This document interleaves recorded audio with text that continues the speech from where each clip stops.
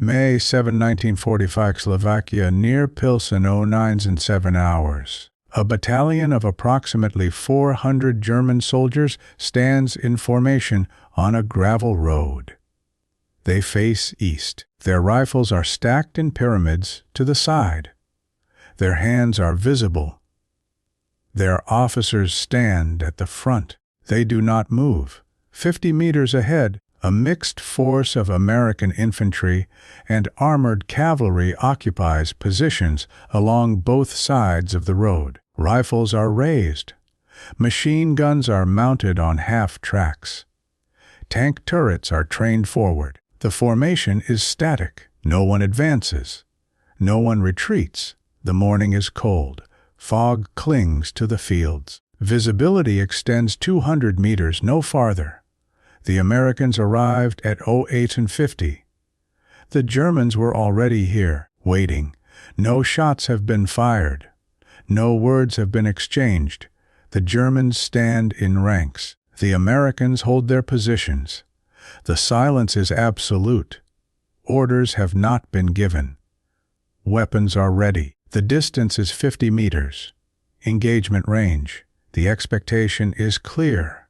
The moment holds. The location is 3 kilometers west of Pilsen, on a secondary road connecting a series of small villages to the main highway. The terrain is open farmland with scattered tree lines. The road runs straight for 500 meters before curving south. The German battalion is composed of remnants from multiple units. Wehrmacht infantry, supply personnel, administrative staff, and a small number of artillery crew without guns. They have been withdrawing west since May 3. They received orders to move toward American lines rather than Soviet lines. The orders came from regimental command, which lost contact with division 2 days prior. A major commands the battalion. His instructions were to locate American forces and arrange terms. The Americans are from a mechanized cavalry reconnaissance squadron reinforced with an infantry company. They were advancing east along the same road. A captain commands the forward element. His orders were to secure the road and report any contact. Both forces arrived at this location within minutes of each other. The Germans were already halted. The Americans deployed into defensive positions. The major stepped forward alone. He carried no weapon. He raised a white cloth tied to a stick. He stopped 20 meters from the American line. The captain did not approach. He ordered the Germans to form ranks and stack weapons. The Germans complied. The rifles were stacked. The formation was established. The Americans maintained their positions. The distance remained 50 meters. No further communication occurred. The situation has not changed in 27 minutes.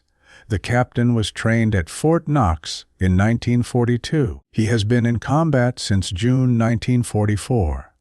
He has accepted surrenders before. The procedure is established. Enemy forces display white flags. They are ordered to disarm. They are ordered to form columns.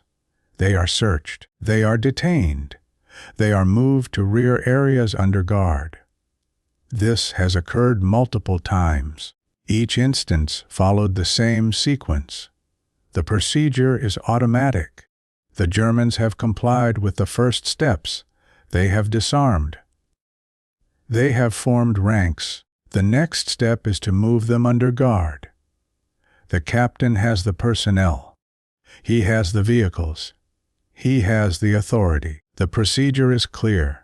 The major commanding the German battalion has also surrendered before. Not personally, but he has witnessed it. He served in France in 1940.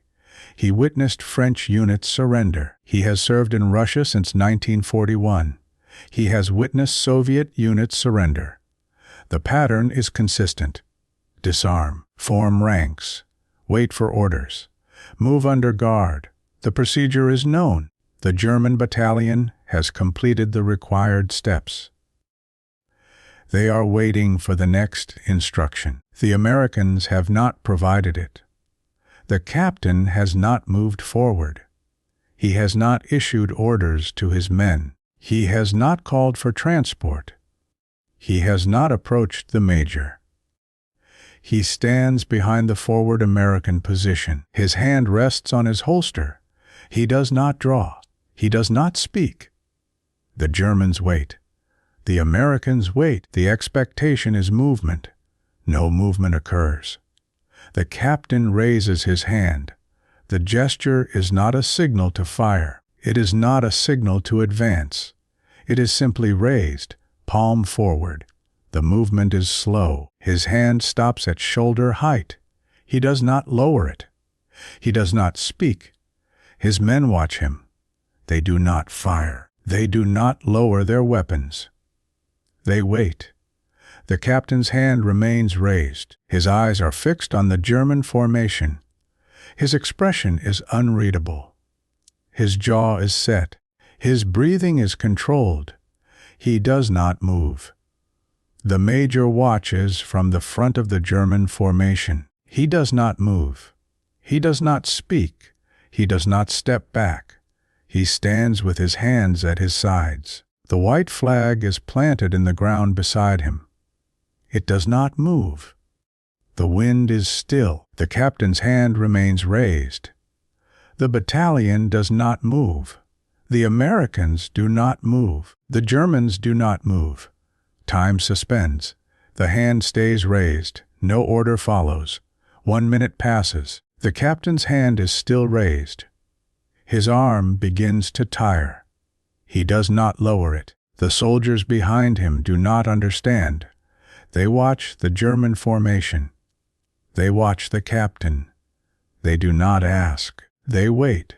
The Germans in formation begin to shift. Feet move slightly. Hands adjust positions. Eyes glance left and right. The major does not turn to address them. He remains facing forward. His posture is rigid. He does not speak. The Americans maintain their positions. Machine gunners keep their weapons trained. Riflemen keep their sights aligned. Tank commanders remain in their turrets. No orders are issued. The radio operator in the lead half track adjusts his headset.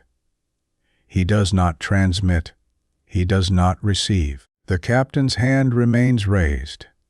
2 minutes pass. A soldier near the rear of the American line shifts his weight. His boot scrapes gravel. The sound is audible. No one reacts. The captain does not turn. His hand does not lower. The German formation holds. The tension does not break. It extends. 3 minutes pass. The captain's arm trembles slightly. He does not lower it. No explanation is offered. No signal is given. The raised hand is not a command. It is not a gesture. It is simply raised. The battalion waits. The silence continues. No verbal explanation is recorded. No written order exists. What can be inferred is limited. The captain had authority. He had the situation under control. The Germans were disarmed. They were compliant. They were surrounded. The procedure was clear. Detain and transport. The next step was obvious. The captain did not take it. What is known from later accounts is incomplete. The captain observed the formation for several minutes before raising his hand. He observed the condition of the men.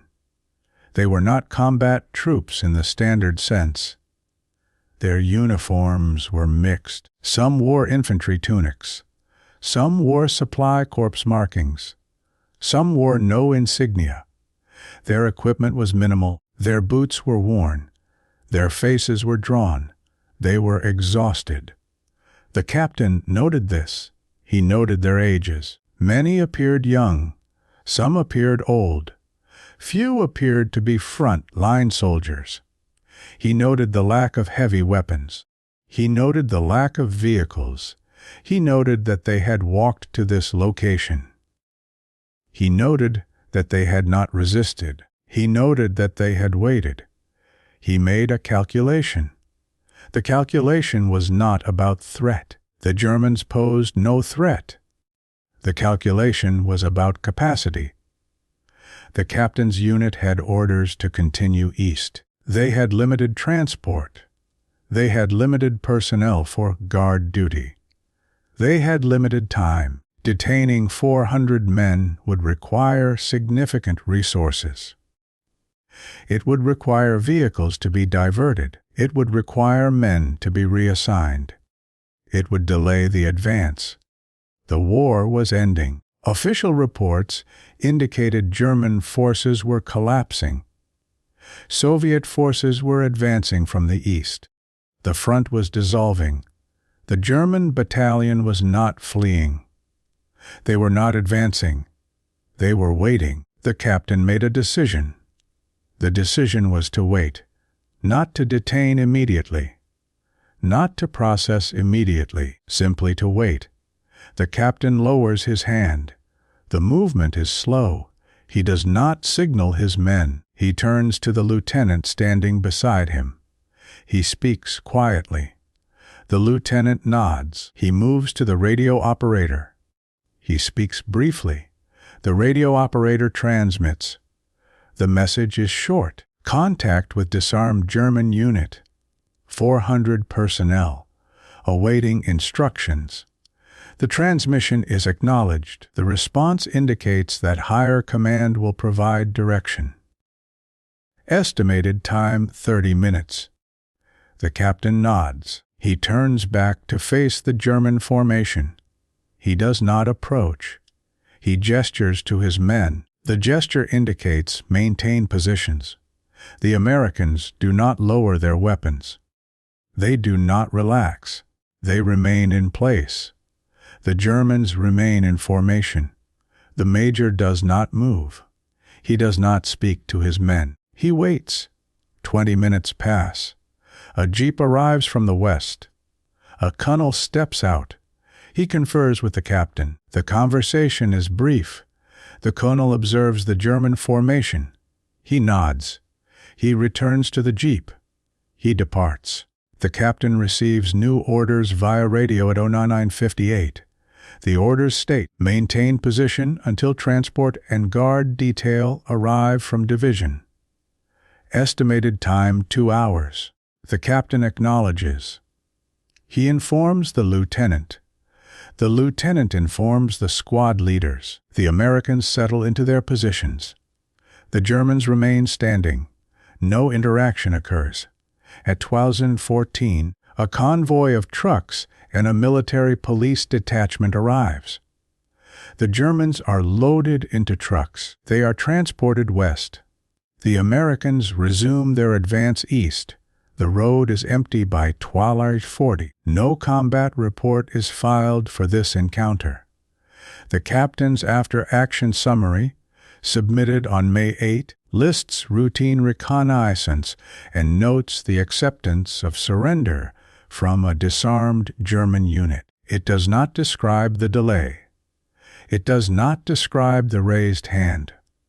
It does not describe the wait. The report lists numbers 400 personnel, no casualties, no resistance. The timing is noted. Initial contact 08:50, transport arranged 12:14. The gap is present but not explained. The battalion records include a note of the incident. It lists the location, the unit designation, and the outcome. It does not list the pause. The major commanding the German battalion is processed at a detention facility west of Pilsen on May 8. He is interviewed briefly. He is asked about his unit's movements and intentions. He states they were withdrawing west to surrender to American forces. He is asked if resistance was considered. He states it was not. He is asked if the surrender was immediate. He states it was. He does not mention the wait. He does not mention the silence. The German soldiers are dispersed to various holding areas. They are processed individually. None of them record the pause. None of them mention the raised hand. The moment is not documented. It is not investigated. It is not discussed. The captain is promoted to major in June 1945. He remains in Europe until December. He is discharged in early 1946. He returns to Kansas. He works in agriculture. He does not speak frequently of the war. In 1953, he attends a veterans gathering. He is asked about his service in Czechoslovakia. He mentions the final days of the war. He mentions accepting surrenders.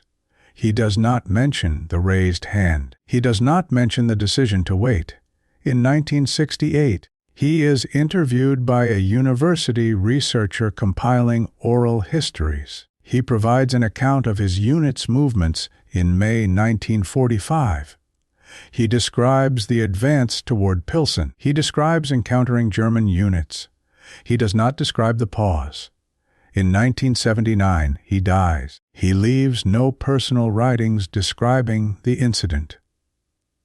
The lieutenant who served under him survives the war. He is discharged in 1946. He returns to Ohio. He works in manufacturing in 1972. He is contacted by a veteran from the same unit. They exchange letters. One letter references the final days in Czechoslovakia. The lieutenant writes, "Why accepted the surrender of a large German group near Pilsen?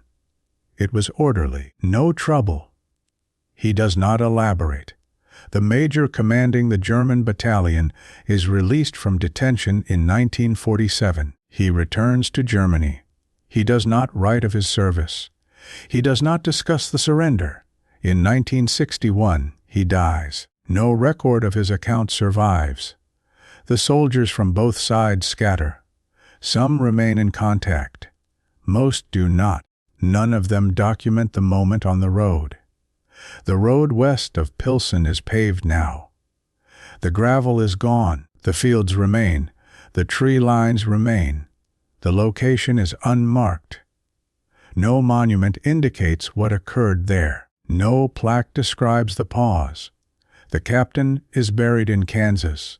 The major is buried in Germany. The lieutenant is buried in Ohio. The soldiers who stood in formation are buried in places scattered across 2 continents. The rifles that were stacked were collected and destroyed or stored. The white flag was discarded. The half, tracks, and tanks were decommissioned. The radio transmissions were logged and archived, then lost. The raised hand left no record. The decision to wait left no documentation. The silence that held the moment left no trace. The war ended 2 days later.